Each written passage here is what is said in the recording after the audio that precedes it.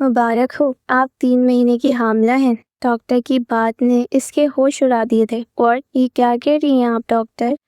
मैं अनमैरिड यानी कुंवारी हूँ। डॉक्टर निर्मला हैरान थी। वो इनकी मेज पर सर रखकर फूट फूट कर रोने लगी। रोना छोड़ें और जाकर अपने माता पिता को बताएं ये प्रॉब्लम। डॉक्टर, मैं अनाथ हूँ, किसका गिरेबान पकड़ूं? पर वह अपने ददियाल के भरे पूरे परिवार में रहती थी। जीवेश भैया, मैथिली, प्रेस्टन, कौन हो सकता था इसका मुजरिम? देखें, हो सकता है कि किसी ने आपकी बेहोशी या बेखुदी का फायदा उठाया हो। डॉक्टर की बात पर वह सुन रह गई थी। अचानक झटका सा लगा था। इस दिन स्नेहा की सगाई में किसी ने इसको कोल्ड ड्रिंक दी थी, तो वो सब करने वाला शख्स जीवेश भैया। आप मुझे अपनी गुड़िया कहते हैं ना, लेकिन आपकी गुड़िया के साथ किसी ने बहुत बड़ा पाप किया है। पूर्वा ने रोती हुई सुर्ख आंखों से इनकी तरफ देखा था। वो हैरान थे। क्या हुआ है? ऐसा क्यों कह रही हो तुम गुड़िया? इनकी आवाज में ताज्जुब था। मैं सच कह रही हूँ जीवेश भैया, आप मुझे विष की गोलियां ला दें, मैं वो खाकर मर जाऊंगी, क्योंकि वो बात आपको बताने के लायक भी नहीं है। ना जाने मेरे साथ जीवन ने ये क्या खेल खेला है। ये जानते हुए भी कि मैं अनाथ हूँ, मेरे सर पर माता पिता नहीं है, फिर भी मेरे साथ ये सब हुआ। आंगन के पिछले हिस्से में वो अकेली जीवेश के सामने बैठी थी, जबकि वो परेशान थे। मुझे बताओ तो सही, कुछ क्या परेशानी है? क्या हुआ है तुम्हारे साथ? अपनी गुड़िया की हर परेशानी दूर करना मेरा धर्म है। बताओ मुझे क्या हुआ है पूर्वा तुम्हारे साथ? जीवेश इसे दिलासा दे रहा था। कैसे बताऊं मैं आपको? आपको बताते हुए मुझे सख्त शर्मिंदगी का सामना करना पड़ रहा है जीवेश भैया। मेरे साथ किसी ने दुष्ट काम किया है, जिसके नतीजे में मैं हामला हो गई हूँ। जीवेश सदमे में था। वो कुछ बोलने के लिए गोया ना रहा था। ये तुम क्या कह रही हो गुड़िया? ऐसा कैसे हो सकता है? मैं सच कह रही हूँ भैया, इसी घर में आजाद घूम रहा है वो अपराधी, लेकिन मैं नहीं जानती, ना इसने कोई सबूत छोड़ा है। जीवेश का चेहरा लाल हो गया था। पूर्वा दोनों हाथों में चेहरा छुपा कर रो रही थी। अच्छा, तुम चिंता मत करो, मैं इस कठिन समस्या का कोई उपाय निकालता हूँ। हमेशा मैंने तुम्हारी सहायता की है, तुम्हें हर संकट से निकाला है, फिर तुम ये मुसीबत अकेली क्यों झेल रही हो? मैं हूं ना तुम्हारे साथ। जीवेश ने इसके सर पर हाथ रखा तो इसे थोड़ा धीरज बंधा था, और दुनिया वालों की तरह उन्होंने इसे ये नहीं कहा था कि ज़रूर तुमने कोई बॉयफ्रेंड बना लिया होगा जिसके साथ तुमने लक्षण खराब किए हैं, बल्कि इन्होंने इसकी सहायता करने का सोचा था, इसकी पीड़ा महसूस की थी। ये देखकर पूर्वा के अंदर दोबारा जीने का अच्छा पैदा हुआ था। लेकिन जीवेश भैया, आप क्या करेंगे? आप कुछ नहीं हो सकता। डॉक्टर कह रही थी कि अब इसका एक ही उपाय है, या तो ये बालिक इस संसार में आए, या फिर तुम्हारा सर्जिकल ऑपरेशन हो। ये सब मेरे साथ क्या हुआ है? अभी तो मैं 19 की भी नहीं हुई और मुझे क्या क्या देखना पड़ रहा है। मुझे खुद पता भी नहीं था कि मेरे साथ ये सब हो चुका है। वो हिचकियों से रो रही थी। जीवेश ने इसके कंधे पर हाथ रखा था। इस बात का एक ही उपाय है। अगर संसार से ये बात छुपानी है और तुम्हारी मान मर्यादा भी रखनी है, तो ये बात जितनी गुप्त रहे उतना ही अच्छा है। वो कुछ सोचते हुए कहने लगे। पूर्वा आंसू बहाते इन्हें देख रही थी। लेकिन अभी मेहमान आएंगे। स्नेहा दीदी का विवाह 1 महीने बाद सबको पता चल जाएगा मेरी स्थिति के बारे में। मैं कलंक हो जाऊंगी। मैं किस किस के सामने ये प्रमाण दूंगी कि मैंने कुछ नहीं किया। मैंने अपना पुतरापना खुद दागदार नहीं किया है। इसकी आवाज़ में बेपनाह दर्द था। 1 महीने बाद स्नेहा का विवाह है। पूर्वा, तो मेरे मन में ये विचार आया है कि तुम्हारा विवाह हो गया तो ये बात छुप सकती है। कोई ऐसा हो जो तुम्हें इस स्थिति में स्वीकार कर ले। पूर्वा रोना भूलकर अचंभे से इन्हें देख रही थी। लेकिन ऐसा कौन होगा भैया? कोई अतम पुरुष ऐसा नहीं बना जो सब जानते हुए भी मुझसे विवाह कर ले और मेरी लाज रह जाए। जीवेश ने गहरी दृष्टि से उसे देखा था। तुमने मुझे अपना समझकर ये समस्या बताई है कि मैं तुम्हारी चिंता दूर करूं, तो अब तुम्हारी हर तकलीफ मैं ही दूर करूंगा। पूर्वा, हमेशा गुड़िया कहा है मैंने तुम्हें अपनी गुड़िया की पीड़ा मैं नहीं समझूंगा तो कौन हल करेगा? इसलिए मैंने सोचा है कि मैं ही तुमसे विवाह करूंगा। पूर्वा के पैरों तले से धरती निकल गई थी। वो दंग थी। सामने बैठा शख्स बहुत हमदर्दी से इसे देख रहा था। फिर वो घुटनों में मुंह छुपाकर रोने लगी। तुम बिल्कुल चिंता मत करो, बस मैं खुद इस समस्या को सुलझाऊंगा, तुम्हारे ऊपर कोई आंच नहीं आएगी। वो इसे ढेरों दिलासे दे रहा था, जबकि पूर्वा अपने भाग्य पर रो रही थी। न वो डॉक्टर के पास जाती और न ही इस पर यह परलेकारी इंकिशाफ होता कि वह हामला है, वो भी 4 महीने। किसी ने इसकी मासूमियत और बेखबरी का फायदा उठाकर इसके साथ ये अधर्म किया था। आज वो कॉलेज आई तो कुछ थकी थकी सी लग रही थी। एक भी पीरियड नहीं लिया, बल्कि सारा दिन मैदान में बैठी रही। तबीयत ना जाने क्यों इतनी अलसाई हुई थी। तभी इसकी सहेली गीतिका चली आई। क्या हुआ है पूर्वा, बहुत उदास लग रही हो, तबीयत तो ठीक है ना? गीतिका के पूछने पर वो आंखें मलते हुए कहने लगी, ना जाने क्या हो रहा है, बस कुछ शारीरिक समस्याएं चल रही हैं, समझ से बाहर हैं। इसने गीतिका के सामने अपनी चिंता का प्रगटाव किया था तो वो तुरंत कहने लगी, अरे तो इतनी चिंतित क्यों हो, वैद्य या डॉक्टर के पास चली जाओ। आजकल तो ये शारीरिक दुख आम होते जा रहे हैं। गीतिका का समझाओ इसके दिल को लगा था। हाँ तुम ठीक कह रही हो यार, मुझे 3 महीने हो गए हैं, ना जाने क्या विचित्र स्थिति में फंस चुकी हूँ। मैं तो वो अपनी पेशानी मसल रही थी। तुम तो अपनी ताई जी चची जी किसी से तो कहती। पूर्वा ने सर झटका दिया। यार कोई लाख अपना बन जाए, लेकिन माता पिता तो माता पिता होते हैं। तुम जानती हो ना, बेटी जो समस्या अपनी माँ को बता सकती है वो किसी को नहीं। इसके चेहरे पर गहरी उदासी थी। गीतिका ने इसके हाथ थाम लिए। चलो तुम उदास मत हो, कैंटीन चलते हैं। नहीं यार, मेरा कुछ भी मन नहीं चाह रहा खाने पीने को। वो कैसे बताती अपनी इस परियन सहेली को कि वह जो कुछ भी खाती है अचानक इसका जी मचलने लगता है। सबसे अपनी खराब तबीयत छुपा छुपा कर थक गई थी। इस दिन बख्तूदाई ने इसे यूं उल्टियां करते देखकर चिंता का इजहार किया था। बीबी जी, तेरी तबीयत तो इंच खराब है। जी ने पेट वाली जनानी दी होंगी है। वो दांत निकाल कर हंस रही थी। परवा का क्रोध से बुरा हाल हो गया। बकवास मत करो, तुम अपना काम करो। जो बात हो ही नहीं सकती थी वो इस पर क्या गुस्सा करती। लेकिन आज गीतिका के कहने पर वो डॉक्टर निर्मला शाह के क्लिनिक पर चली आई। वो इस नगर की जाने मानी गायनेकोलॉजिस्ट थी। एक तो इसे अपने परिवार पर गुस्सा आता, जहाँ पर लड़कों को भरमार थी और लड़कियों की शदीद कमी। पूरे परिवार में एक पूर्वा लड़की थी तो एक स्नेहा, बड़े ताया जी की बेटी। अनकरीब इनका विवाह होने वाला था तो वो कब की यूनिवर्सिटी छोड़ चुकी थी। लेकिन 8-10 लड़कों से भरा हुआ घर कभी कभी उलझन का बाहिस बन जाता था। अभी भी वो अपनी पर्ची लेकर डॉक्टर के कक्ष में जाने का इंतजार कर रही थी। काली चादर में लिपटी इसने कॉलेज वर्दी पहन रखी थी। थोड़ी ही देर में वो डॉक्टर निर्मला के सामने बैठी थी। जी क्या हुआ है आपको, बताएं मुझे मिस पूर्वा। धीमे से मुस्कान लिए वो इससे पूछ रही थी। उंगलियां चटखाते वो इन्हें अपनी शारीरिक कष्ट के बारे में बताने लगी, जो अक्सर लड़कियों को हो जाते हैं। वो इसकी बात सुनकर मुस्कुराईं। अब घबराएं मत, मैं आपका अल्ट्रासाउंड कर देती हूँ। अभी पता चल जाएगा, हो सकता है कि अंदर कोई सूजन वगैरह हो। फिर जैसे ही इन्होंने अल्ट्रासाउंड किया, इनका माथा ठटका था। वो बार बार अल्ट्रासाउंड की मशीन की तरफ देख रही थी। कॉलेज वर्दी पहने ये लड़की हरगिज विवाहित नहीं लग रही थी। पूर्वा का चेहरा लाल हो रहा था।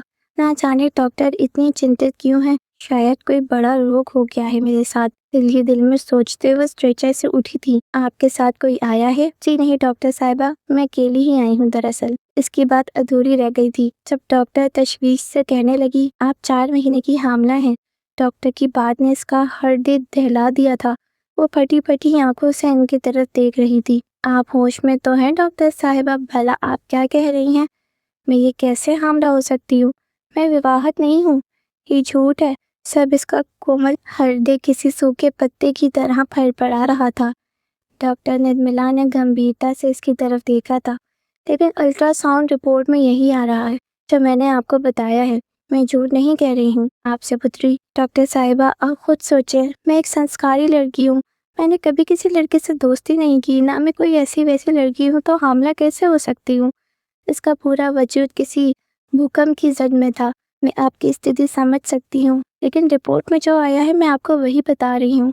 देखें, बालक की धड़कन भी बन चुकी है।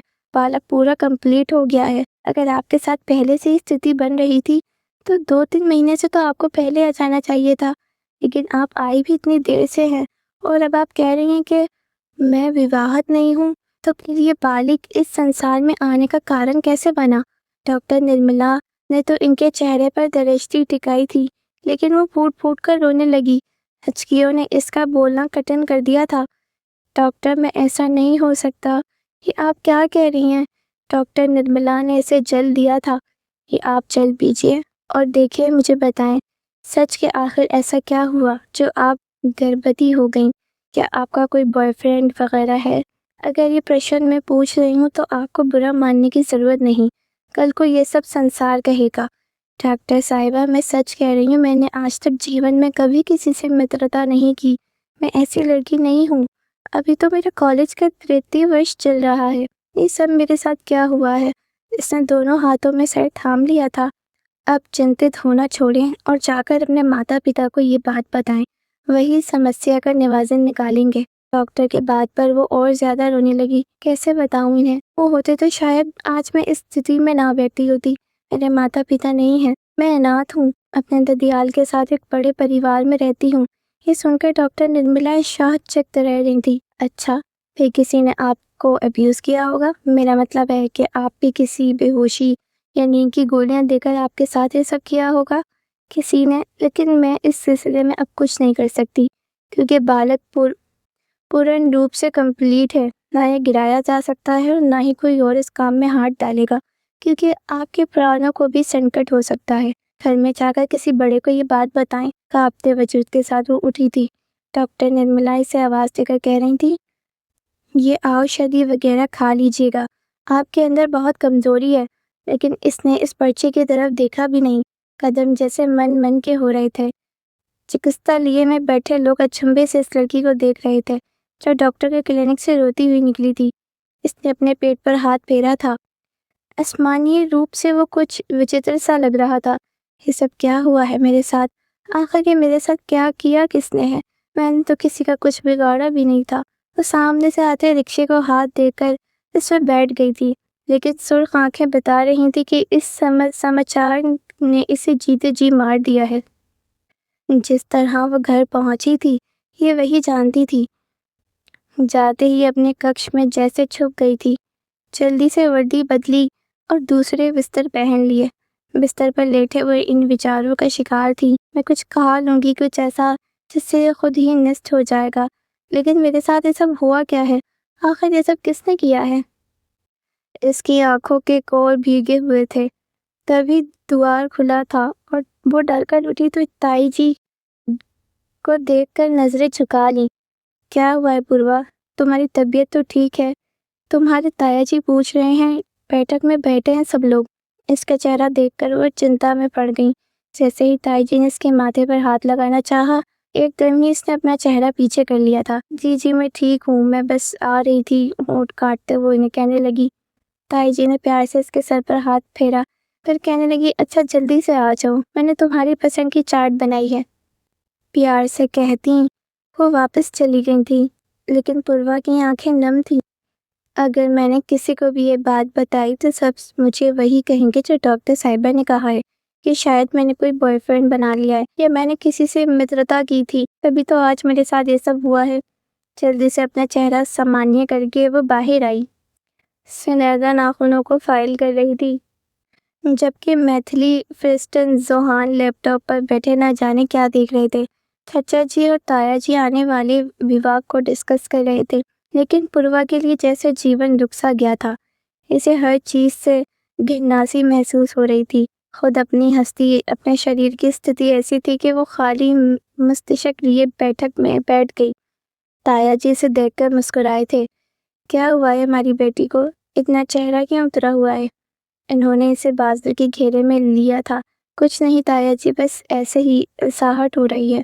पाँव ऊपर सोफे पर रखकर इसने अपने इर्द गिर्द दुपट्टा लपेट लिया था। क्या फायदा आप लोगों के इतने प्रेम का, इतनी हमदर्दियों का? आप एक अनाथ लड़की की रक्षा ना कर सके।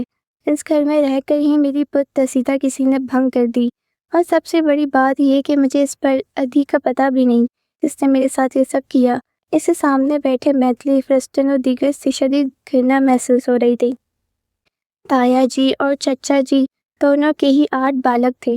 ताया जी की 3 पुत्र जीवेश, जुनैद, सुहान और एक पुत्री स्नेदा थी, जबकि चचा जी के 4 पुत्र मैथिली, मुबश्शिर, मोमिन और मुईद थे।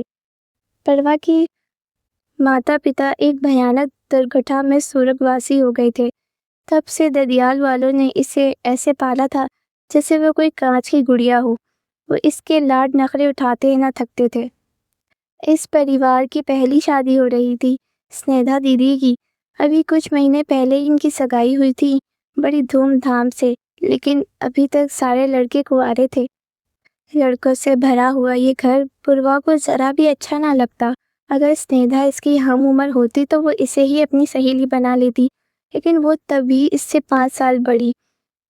विश्वविद्यालय की शिक्षा पूर्ण करने के बाद इसने अपनी पसंद से ज़ारा भवा के पुत्र वलीद से सगाई की थी और अनकरीब इसका विवाह होने वाला था। घर में इसकी विवाह के सिलसिले में तैयारियां चल रही थी। पूर्वा जो स्नेहा दीदी के विवाह को लेकर बड़ी उत्साहित थी, लेकिन इसे क्या मालूम था अचानक इसकी खुशियों को ग्रहण लगने वाला है। जब इसे ये बात पता चली कि इस पर ये परले गुजर गई है, आज वो बैठक में बिल्कुल शांत, खुद को अकेला महसूस कर रही थी।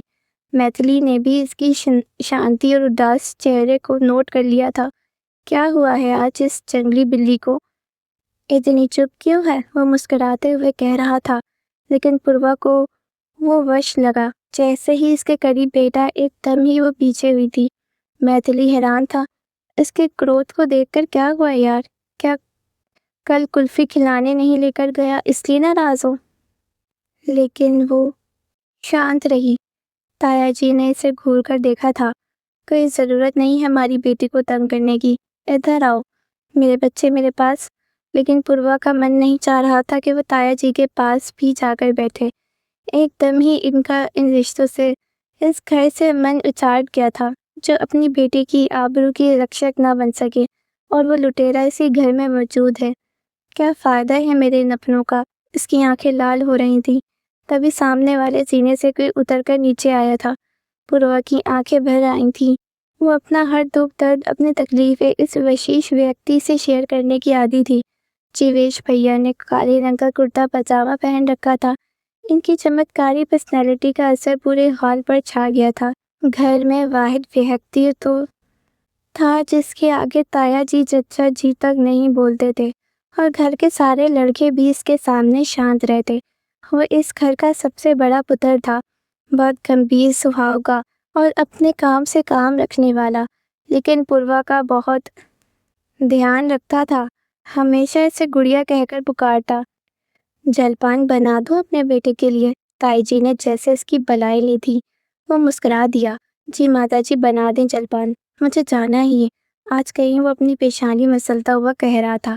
ताया जी कहने लगे, वो मुराद अली वाले कॉन्ट्रैक्ट का क्या हुआ? कब कंप्लीट होगा? 20 तारीख आने वाली है। वो अपने व्यापार के मामले डिस्कस कर रहे थे, लेकिन परवाह शांत थी, इतनी शांत कि इसकी शांति जीवेश भैया ने भी महसूस कर ली। क्या बात है, आज हमारा बच्चा इतना शांत क्यों है? इनकी आवाज़ में कोमलता और प्रेम था। पूर्वा की आंखें भर आईं।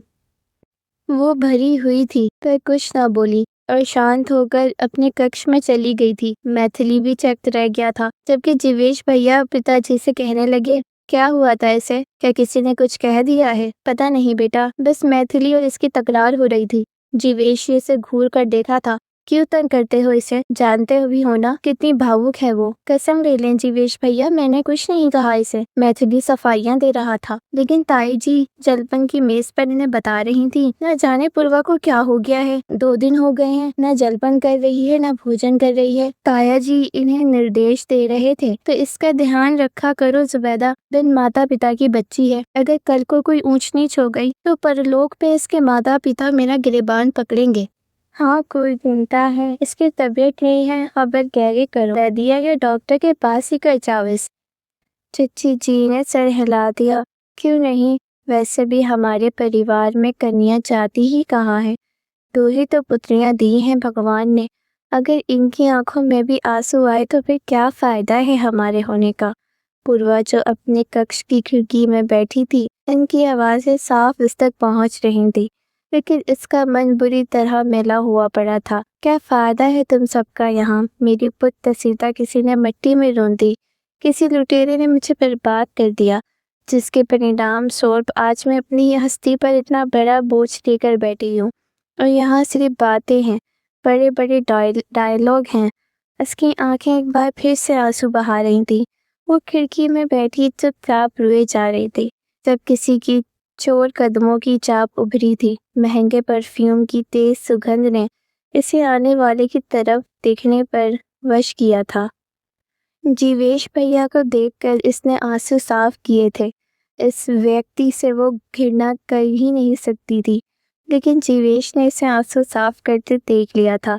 क्या हुआ है? तुम इतनी चिंतित क्यों हो? क्या बुखार है? तबीयत ठीक नहीं है? वो बड़ी ममता और प्रेम से इससे पूछ रहे थे। पूर्वा ने नफ़ी में सर हिलाया था। नहीं नहीं, मैं ठीक हूँ, बस परीक्षा आने वाली है तो इसका तनाव है। पूर्वा ने बहाना बनाया। अच्छा, मैं समझा कि मैथिली ने तुम्हें कुछ कह दिया है। छेड़ता रहता है ना वो तुम्हें, मूर्ख। कोई चिंता हो तो बताओ। अपने भैया को अपनी गुड़िया की समस्या में दूर नहीं करूँगा तो कौन दूर करेगा? वो अपने पूरे कद के साथ इसके सामने खड़े थे। पूर्वा होठ कुचल रही थी। एक पल मन में विचार आ रहा था कि वो उनसे ये सब बातें शेयर करे। अपनी आत्मा पर जो बोझ है, अपनी शारीरिक पीड़ा, वो सब बता दे। लेकिन दूसरी तरफ वो ये बात सोचने पर वश थी, अगर जीवेश भैया भी इससे घृणा करने लग गए। उन्होंने यही सोचा कि शायद मैंने किसी से मित्रता के परिणाम स्वरूप ये पाप किया है और अब मैं मजलूम बन रही हूँ तो क्या मान मर्यादा रह जाएगी? इनकी दृष्टि में मेरी इसकी लगातार शांति पर जीवेश भैया चिंता में मुब्तला हो गए थे।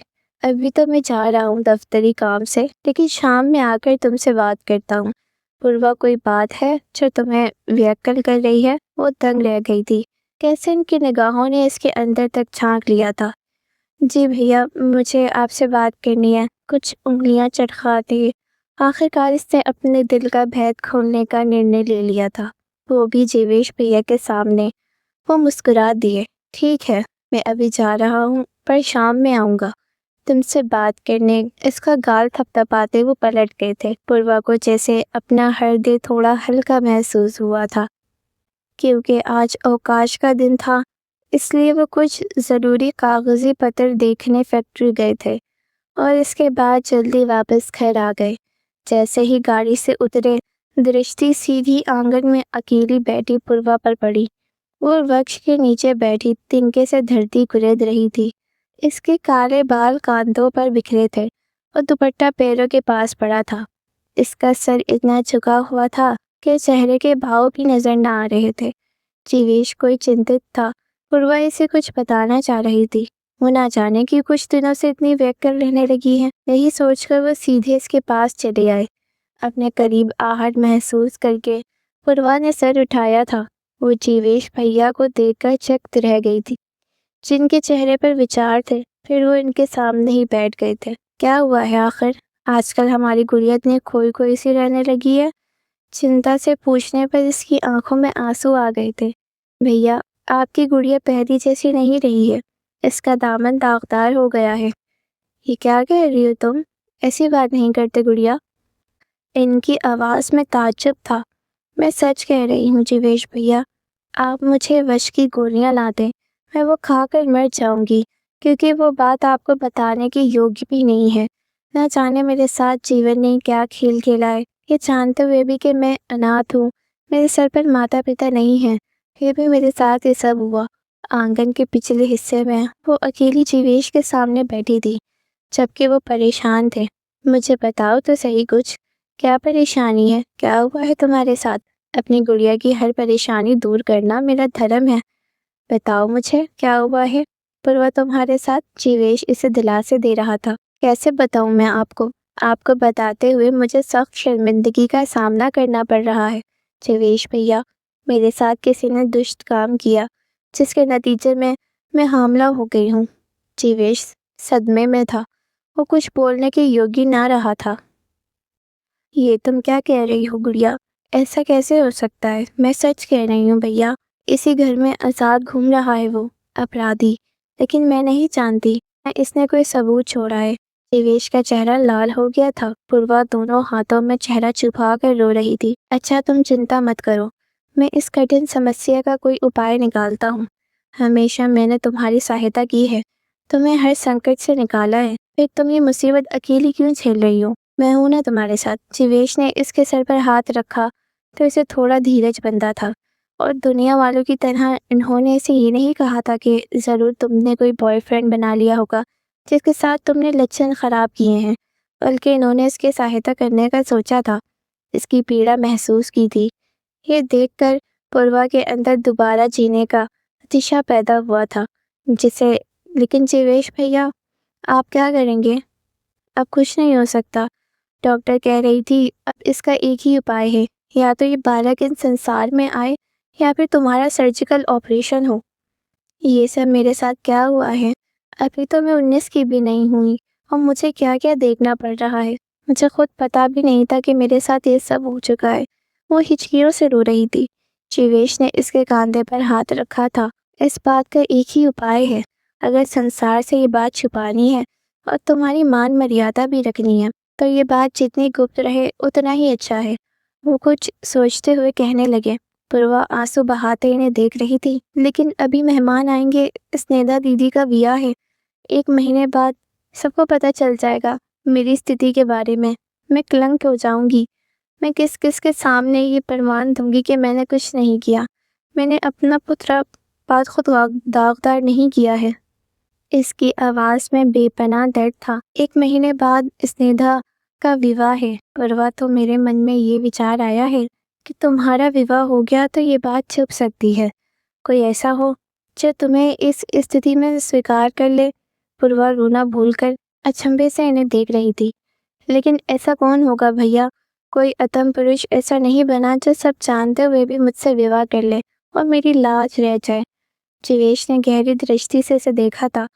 तुमने मुझे अपना समझकर समस्या बताई है कि मैं तुम्हारी चिंता दूर करूं, तो अब तुम्हारी हर तकलीफ मैं ही मत दूर करूंगा। पूर्वा, हमेशा गुड़िया कहा है मैंने तुम्हें, अपनी गुड़िया की पीड़ा मैं नहीं समझूंगा तो कौन हल करेगा? इसलिए मैंने सोचा है कि मैं ही तुमसे विवाह करूंगा। पूर्वा के पैर तले से धरती निकल गई थी। वो दंग थी। सामने बैठा शख्स बहुत हमदर्दी से इसे देख रहा था। फिर वो घुटनों में मुंह छुपाकर रोने लगी। तुम बिल्कुल चिंता मत करो, बस मैं खुद इस समस्या को सुलझाऊंगा। तुम्हारे ऊपर कोई आँच नहीं आएगी। वो इसे ढेरों दिलासे दे रहा था, जबकि पूर्वा अपने भाग्य पर रो रही थी। ना वो डॉक्टर के पास जाती और ना ही इस पर यह परलेकारी इंकशाफ होता कि वह हामला है, वो भी 4 महीने। किसी ने इसकी मासूमियत और बेखबरी का फ़ायदा उठाकर इसके साथ ये अधर्म किया था। ठीक 1 महीने बाद स्नेहा का विवाह था, लेकिन जीवेश ने अचानक ही पिताजी के सामने घोषणा कर दी थी कि वो पूर्वा से विवाह करना चाहता है। ताई जी चकित थे। देखो बेटा, तुम्हारे इस निर्णय ने मुझे प्रसन्नता दी है। पूर्वा घर की बच्ची है, मैं इसे घर में ही रखना चाहता हूँ। या तुम्हारे रिश्ते से या फिर मैथिली इस घर का बड़ा बेटा है, तुम दोनों में से कोई एक ही इसका भाग्य बनेगा। लेकिन बेटा, अभी इसकी उम्र क्या है? 19 वर्ष में लगी है। इतनी जल्दी भी क्या है? और अचानक से विवाह, आखिर ऐसी क्या बात है? ताया जी चिंता से पूछ रहे थे, तो इधर ताई जी भी चकित थीं। देखें पिताजी, स्नेहा के विवाह के बाद मुझे इस्लामाबाद वाली फर्म संभालनी है। मैं वहाँ अकेले फ्लैट में रहूँगा। इससे बेहतर नहीं कि आप लोग मेरा विवाह कर दें। कम से कम वहाँ मुझे किसी चीज़ की चिंता तो नहीं होगी, अकेलेपन का आभास भी नहीं होगा। इनका गंभीर स्वभाव और सुलझाव हुआ पुत्र ऐसी बात कर रहा था, वो भी इतने अचानक। कोई ना कोई बात तो ज़रूर थी। हालांकि वो दोनों तो खुद स्नेहा के विवाह के साथ जीवेश का विवाह भी करना चाहते थे। आखिर इसकी आयु हो चुकी थी।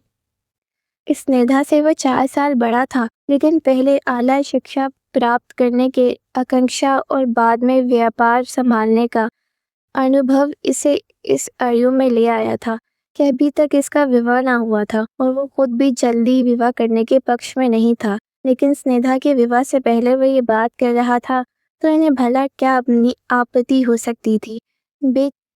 बेचिंती होकर दोनों कहने लगे, अच्छा ठीक है, अगर तुम्हारी इच्छा है तो हमें क्या आपत्ति होगी। लेकिन बेटा ये बात सिमरन रखना कि तुम्हारी और पूर्वा की आयु में कम से कम 10-11 वर्ष का अंतर है, जबकि मेरा विचार था कि इसका जोड़ मैथिली के साथ बेहतर रहेगा। वो इससे 5-6 वर्ष बड़ा है। कहीं आयु का ये वैधरुद्ध तथा मानसिक तालमेल का कारण बने या नहीं, कोई अंतर नहीं पड़ेगा पिताजी। बस आप चचा जी से बातचीत करके सारे मामले तय कर लें। 2 टोक बात करके वो अपने कक्ष में चला गया था। इसे पूर्वा को इस स्थिति से निकालना था, बगैर इसकी मान मर्यादा पर कोई दाग लगे बिना ये काम करना था। लेकिन जब ताया जी ने चचा जी से ये बात कही तो वो चिंतित हो गए। खुद चच्ची जी की आंखें फट पड़ी थीं। ये आप क्या कह रहे हैं भैया साहब? हम तो अवसर का इंतज़ार कर रहे थे कि हमें कब ये अवसर मिले और हम पूर्वा का हाथ मांगे आपसे। मैथिली ने खुद अपने मुंह से इसे अपनाने का इच्छा का प्रगटाव किया है। चच्ची जी ने कहने पर ताई जी दंग गई थी। ये क्या कह रही है तुम सईदा? मैथिली पूर्वा से विवाह करेगा? 1 मिनट भी इन दोनों की नहीं बनती है। हर समय तो वो इसे तंग करता रहता है। इसकी जोड़ी तो मेरे जीवेश के साथ बनेगी। दोनों भाई अपनी पत्नियों को तकरार करते हुए देख रहे थे। तभी चचा जी कहने लगे, भैया साहब मुझे तो कोई आपत्ति नहीं, लेकिन कहीं मैथिली इतना रूठ ना जाए हमसे। ताया जी 2 टोक लहजे में कहने लगे, वो क्यों रूठेगा भला? अभी ना कोई रिश्ता पक्का हुआ है, ना कोई सगाई वगैरह। सिर्फ इसने इच्छा की थी। ऐसे ही इच्छा मेरे पुत्र जीवेश ने की है और जीवेश इस परिवार का सबसे बड़ा पुत्र है। हमारा कर्तव्य बनता है कि हम इसकी इच्छा का आदर करें। तुम ही बताओ मुझे लुकमान, क्या मैं गलत कह रहा हूँ? ताया जी की बात भला कैसा गलत हो सकती थी? दोनों पति पत्नी ने सर झुका लिया और प्रसन्न होकर वो दोनों परिवार का रिश्ता पक्का करके चले गए। लेकिन पीछे से चचा जी से कह रही थी, आप भूल गए क्या? स्नेहा की सगाई वाले दिन ही मैथिली ने कितना हट किया था हमसे कि हम इसकी सगाई कर दें पूर्वा से। प्रेम करता है वो इससे। चच्ची जी के लहजे में पुत्र के लिए प्रेम और दुख था। चचा जी शांत रहे। क्या कह सकते हैं, बड़े भाई का निर्णय है, स्वीकार भी नहीं कर सकते। इनके लहजे में भी निराशा थी।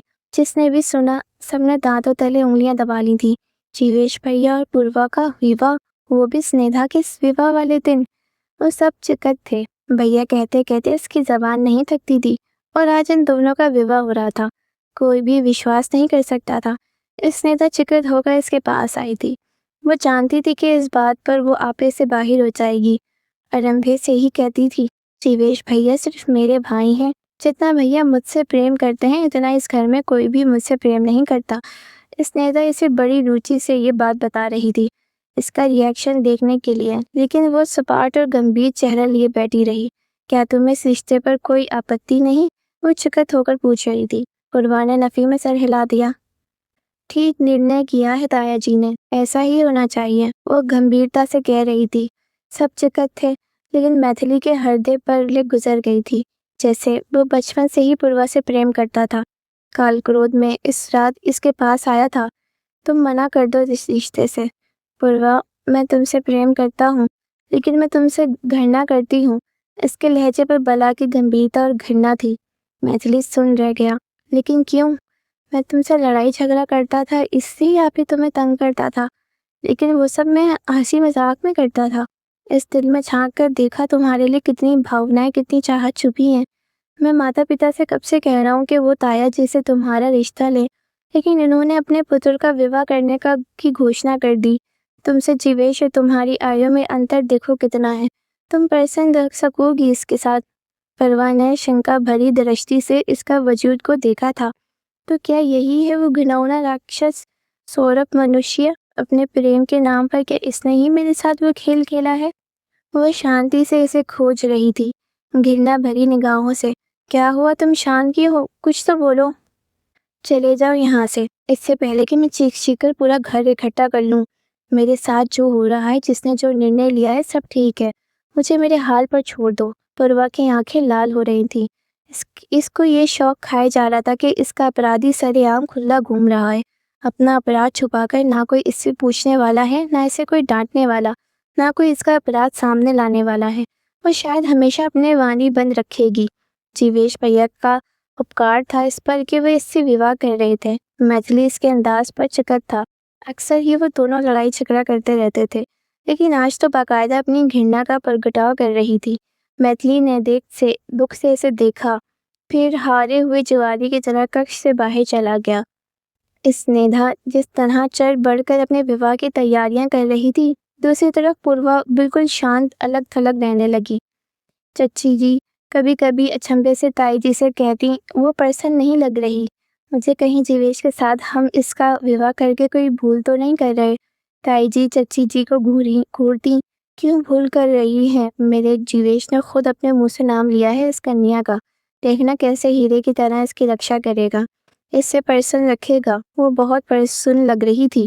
पूर्वा का और इसका जोड़ा इन्हें बिल्कुल योग्य लग रहा था। लेकिन स्नेहा भी चिंता से कहने लगी, माताजी फिर भी कन्याओं को बहुत चाव होता है अपने विवाह का, लेकिन पूर्वा का अंदर बड़ा विचित्र है। अब तो वो बहुत कक्ष में रहने लग गई है, कक्ष से बाहर ही नहीं आती। अरे बहना, तुम तो ब्याह कर दूसरे घर जा रही हो, इसे तो इसी घर में रहना है, शर्मा रही होगी। नए रिश्ते की वजह से वो मुस्कुराते हुए कहने लगी। ताई जी ने एक से एक जोड़ा, एक से एक शानदार बारीक जहेज की बिस्तर तैयार किए थे अपने होने वाली बहू के लिए। इतनी जल्दी तैयारी करना संभव नहीं था, लेकिन फिर भी इन्होंने थोड़े ही दिन में काफ़ी सारी तैयारी कर ली थी। पूर्वा हर समय अपने वजूद पर एक बड़ा सा दुपट्टा लपेट कर रखती। ज़्यादातर अपना समय वो कक्ष में गुजारती थी, किसी के साथ भी बाहर बैठना छोड़ दिया था। इस दिन के बाद जीवेश भैया इसके पास आए भी नहीं थे, लेकिन इन्होंने जो कहा था वो सच कर दिखाया था। वो दिल ही दिल में इनकी अभिषेक थी, बहुत बड़ा उपकार था इनका पूर्वा की हस्ती पर। लेकिन वो सोचती, आखिर ये सब आरंभे कहाँ से हुआ, और इसे पता चला भी तो इतने दिनों बाद। वो बार बार अपने मस्तिष्क के घोड़े भूतकाल की तरफ दौड़ाती। अचानक इस दिन लेटे लेटे इसे विचार आया था, इस दिन जब वह सुबह सोकर उठी थी, स्नेहा की सगाई की अगली सुबह। इसे अपने शरीर में विचित्र सी चुभन पीड़ा का आभास हो रहा था। वो इस पीड़ा को शारीरिक थकान और निर्बलता पर महमूल करती रही, लेकिन इसे क्या पता था 3 साढ़े 3 महीने बाद इस पर पल्ले टूटने वाली है। वो तकिए पर लेटकर आंसू बहाती। एक नहीं कई पुरुष थे इस घर में, वो किसका गिरेबान जाकर पकड़ती। अगर आज उसके माता पिता जीवित होते तो वह उन्हें खुलकर ये बात बता देती, लेकिन अपनी विवशता और बेबसी पर सिर्फ आंसू ही बहा सकती थी। जीवेश भैया, मैथिली, विक्रम, आनंद, विजय, वो इसके कजन्स यानी चचेरे भाई थे। बचपन से ही इनके होने का आभास था। इसके एक दफ़ा कहने पर वो सब कभी इसे कुल्फ़ी खिलाने ले जाते, तो कभी कॉलेज छोड़ने, तो कभी स्कूल से लेकर आते। इसका दिल ये बात मानने को तैयार ही ना था कि इसके पतिसीता का लुटेरा इसी घर में मौजूद है। ये सारे भाई जिनके साथ वो साथ पलकर जवान हुई थी, भीगती आंखों से वो लगातार सोचे जा रही थी। फिर दिन इतनी तेज़ी से गुजरे कि पता ही ना चला, और इसके विवाह का दिन भी आ गया। आज वो मायूं बैठी थी, पीले वस्त्रों में सारे परिवार की औरतें बातें कर रही थीं। अरे इतनी जल्दी क्या पड़ गई इस छोटी लड़की का विवाह करने की? पहले तो बड़ी पुत्री का विवाह हो रहा था, इस परिवार में अब और सुना कि दोनों का विवाह हो रहा है, वो भी घर के बड़े पुत्र से। कोई तो गड़बड़ जरूर है। सबकी आंखों में शंका थी, लेकिन घर वालों को कोई चिंता ना थी, वो तो अपनी ही खुशियों में मगन थे। फिर परवा का उदास चेहरा किसी की दृष्टि से छुपा ना रह सका था। आंसू अभी जारी ही था, लेकिन अचानक इसकी तबीयत खराब हो गई। आजकल वैसे ही बहुत ज़्यादा उल्टियाँ आ रही थीं। इसका जी मचलने लगा तो इसने साथ में खड़ी चच्ची जी को इशारा किया था। मैं कक्ष में जाना चाहती हूँ। परिवार की एक लड़की जिया के साथ इन्होंने इसे कक्ष में भेज दिया। अपने कक्ष में आकर वो कुछ शांति महसूस कर रही थी, फिर बिस्तर पर लेट गई। यकीन न आ रहा था कि इसका विवाह हो रहा है, वो भी इतनी इमरजेंसी में। शुक्र था कि जीवेश भैया ने सब कुछ संभाल लिया, वरना वो किसी को मुंह दिखाने की योग्य न रहती। कुछ न करते हुए भी पापी और अपराधी ठहरी थी, जैसे इससे कोई बहुत बड़ा पाप हो गया है जो करिश्माए तो माफ़ी के लायक नहीं था। इसे मायूं के बिस्तर बहुत चुभ रहे थे। फिर इसने हल्का सा सूट पहना और बिस्तर पर लेट गई। अपना वजूद जो दिन ब दिन बहुत विचित्र होता जा रहा था, वो सबसे छुपाने की कोशिश में इसे हलकान रखती। आखिर ये सब क्यों हुआ इसके साथ? और वो राक्षस रूपी मनुष्य बड़ी शान से इस घर में घूम रहा होगा, प्रसन्न हो रहा होगा कि इसका नाम भी नहीं आया और इस लड़की का विवाह हो रहा है। अगर मैं हंगामा खड़ा कर देती तो शायद इसका अधर्म भी सामने आ जाता। लेकिन कोई भी इसे अपराधी ना समझता। सब मुझे ही इसका दोषी ठहराते। इसके दिल में रह रहकर यही विचार आ रहा था।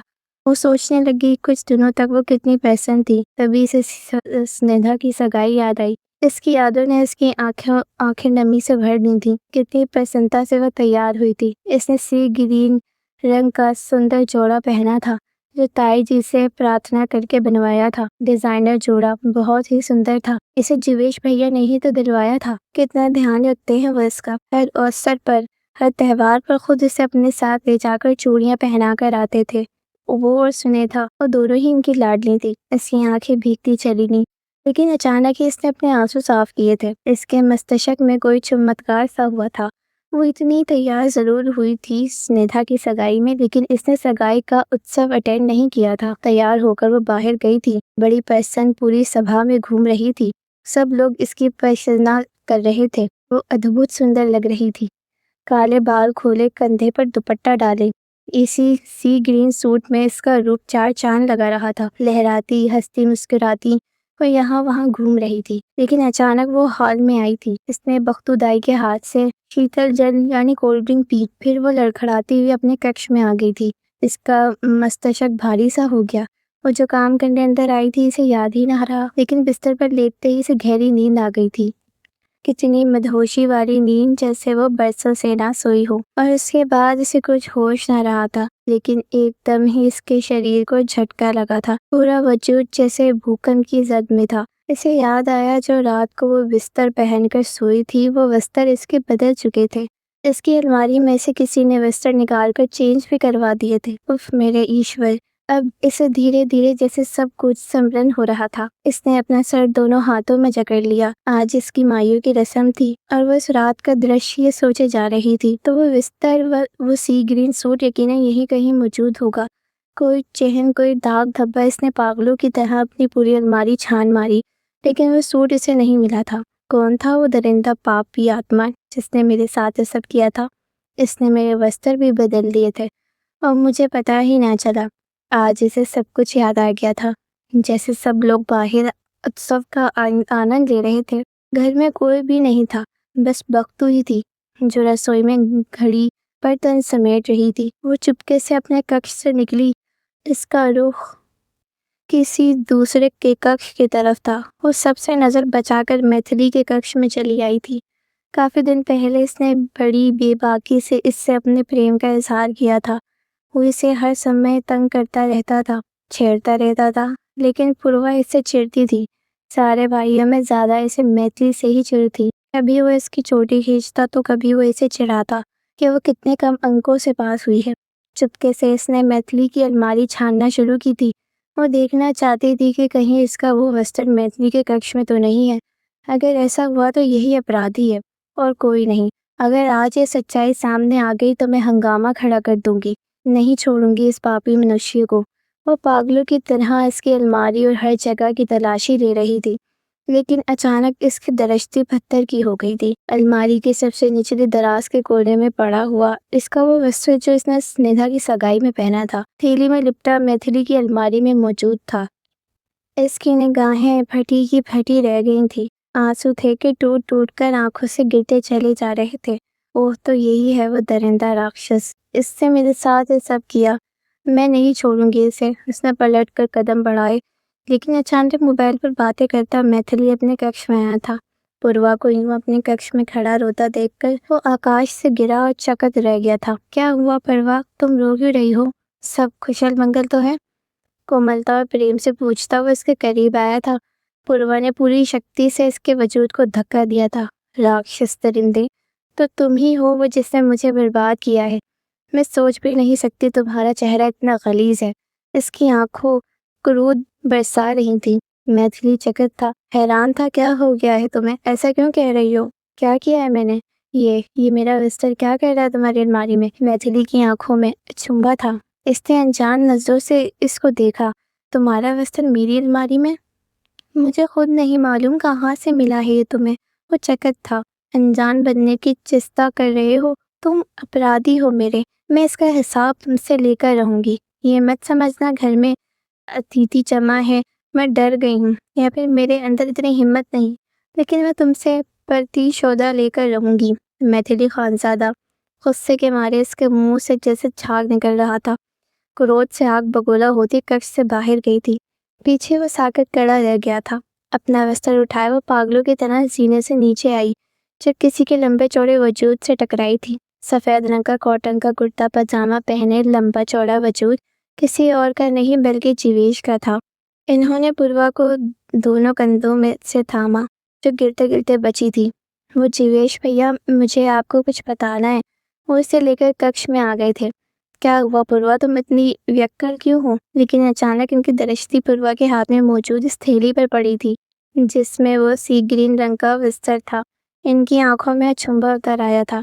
भैया, ये वो बिस्तर मुझे मैथिली की अलमारी से मिला। इसका मतलब है कि इसने मेरे साथ इस रात वो सब किया था। मुझे अच्छी तरह स्मरण है और डॉक्टर भी कह रही थी कि किसी ने मेरी बेहोशी का फ़ायदा उठाकर मेरे साथ ये सब किया। वही मेरा अपराधी है। आप इस दरिंदे को सबके सामने लाएं। टूटे फूटे लहजे में कहती वो ज़ारों कतार रो रही थी। जीवेश ने इसे अपने हृदय से लगाया था। तुम चिंता मत करो, मैं पूछता हूँ इस राक्षस इंसान से। अगर ऐसी बात हुई तो मैं इसके मुंह से सच उगलवा लूँगा। लेकिन गुड़िया, अभी पूरा घर अतिथियों से भरा हुआ है। मैं अभी इस विषय को नहीं छेड़ सकता। ना सिर्फ तुम्हारी अपमानता होगी बल्कि शायद हमारे पूरे परिवार की भी। तुम खुद सोचो, जो बात अभी तक गुप्त रही है इसे ऐसे ही छुपा रहने दो। लेकिन मुझे पता है ना कि तुम बिल्कुल पवित्र हो। तुम्हारा विवाह मुझसे हो रहा है। मैं जानता हूँ कि तुम ऐसी नहीं हो। तुम्हें किसी भी बात को लेकर चिंतित होने की ज़रूरत नहीं है। वो इसे ढेरों दिलासे दे रहा था, जबकि वो बहुत बुरी स्थिति में थी। इसे एक पल शांति नहीं मिल रही थी, ये जान कर कि इसका अपराधी कोई और नहीं बल्कि मैथिली है। जीवेश भैया ने इसे दिलासे देकर वापस कक्ष में भेज दिया था कि कहीं कोई आ ना जाए और इसे जीवेश के कक्ष में देख ले। वो रोती हुई वापस अपने कक्ष में आ गई थी। बिस्तर पर लेटकर इसकी आंखें रो रो कर लाल हो चुकी थी। बस हृदय शोक के मारे फटा जा रहा था। अचानक द्वार पर किसी ने दस्तक देकर अंदर कदम रखा। वो कोई और नहीं बल्कि मैथिली था। क्यों आए हो तुम यहाँ? चले जाओ यहाँ से, वो चिल्लाई थी। मैं चला जाऊँगा परवा, लेकिन तुम्हें सच्चाई बताकर जाऊँगा। तुम मुझ पर कैसा आरोप लगाने की चेष्टा कर रही हो मुझे नहीं मालूम, लेकिन वास्तविकता तो ये है कि मैंने बचपन से लेकर आज तक जिस कन्या से प्रेम किया है वो सिर्फ तुम ही हो। जिस लड़की की मेरी आंखों ने सौंपन देखे थे वो कोई और नहीं बल्कि तुम ही थी। लेकिन मैं नहीं जानता कि घर वालों ने इतनी जल्दबाजी में तुम्हारा विवाह जीवेश भैया के साथ क्यों तय किया है। ज़रूर इसके पीछे कोई बड़ा कारण होगा। तुम मुझे अपना अपराधी समझ रही हो, लेकिन मैंने तुम्हें कभी छुआ तक नहीं, कभी इस दृष्टि से देखा ही नहीं। मैं तो प्रसन्न था कि हमारे रिश्ते में कोई बाधा भी नहीं आएगी और मेरा प्रेम मेरा हो जाएगा। लेकिन मुझे नहीं मालूम था कि ये सब तूफान आएगा जो मेरे प्रेम को यूं बहा कर ले जाएगा। मैं आज भी तुमसे इतनी ही तीव्रता से प्रेम करता हूँ। तुम मुझे बताओ कि आखिर तुम्हारे साथ हुआ क्या है? तुम किस कारण मुझे कह रही हो वो घर वाले तुम्हारी ज़बरदस्ती जीवेश भैया से शादी कर रहे हैं? मैं वो रुकवा दूंगा। मैथिली की आंखों में सच्चाई थी। पूर्वा ने उलझकर इसे देखा था। जीवेश भैया ने मनमक किया था इसे कि किसी को भी सच्चाई बताने से वो शांत थी। मैथिली ने इसकी शांति पर दिख से इसे देखा था। तुम मुझे अपराधी समझ रही हो ना? न जाने तुम्हारे साथ ऐसा क्या हुआ है। मैं नहीं जानता, लेकिन हो सकता है कि वो कोई और हो जो तुमसे छुपा हुआ है। मुझे तुमसे कोई बात नहीं करनी। चले जाओ तुम यहाँ से। पूर्वा ने एकदम ही रुख मोड़ लिया था। मैथिली ने टूटे बिखरे पर हृदय के साथ इसे देखा और फिर हारे हुए कदमों से कक्ष से बाहर चला गया। नावल का अगला भाग हम अपनी अगली वीडियो में अपलोड करेंगे। अगर आपको नावल पसंद आया तो हमारे चैनल को सब्सक्राइब, वीडियो को लाइक और कमेंट ज़रूर करें। इंटरेस्टिंग एंडिंग देखने के लिए हमारी अगली वीडियो का ज़रूर इंतज़ार कीजिए।